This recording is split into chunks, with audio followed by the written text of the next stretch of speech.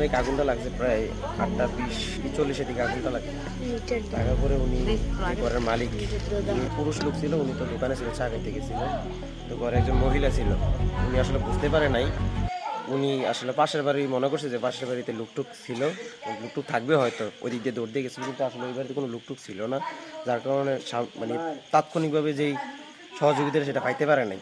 আমাদের পাশের বাড়িতে যে লোক ছিল হ্যাঁ জানতে পারে না, পরে আমরা আওয়াজ শুনে বাইরেছি।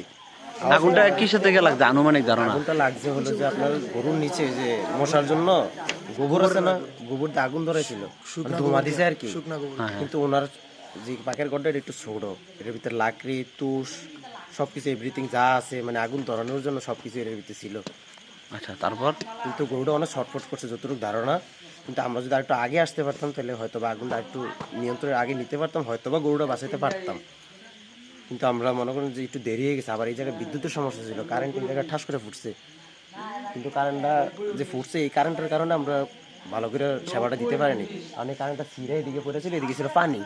আমাদের কয়েকজন লোক আবার শর্ট খাইছে কারেন্টে কয়েকটা শর্ট খাইছে। কাইম কাকা শর্ট খাইছে না, কাইম কাকা হ্যাঁ শর্ট খাইছে। তো এটা এই সবচেয়ে বড় সমস্যাটা ছিল কারেন্টটা। আর সবচেয়ে বড় যে সমস্যাটা ছিল পানিটা আর কি, পানির সংকটটা এদিকে একটু দূরে ছিল পুষ্করিটা।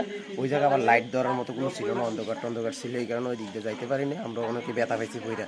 আচ্ছা, আনুমানিক কত টাকার ক্ষয়ক্ষতি হইব? আনুমানিক অনেক টাকা। গরুটা তো আছে প্রায় 1.5 লাখ, কি 1.5 লাখের উপরে আছে না গরুটা, এরকম গরুটাই 1.5 লাখ আছে। ঘরে লাকড়ি গুটা ছিল, সব কিছু এভরিথিং ছিল, মুরগিও ছিল, হাঁসও ছিল, সব কিছু ছিল।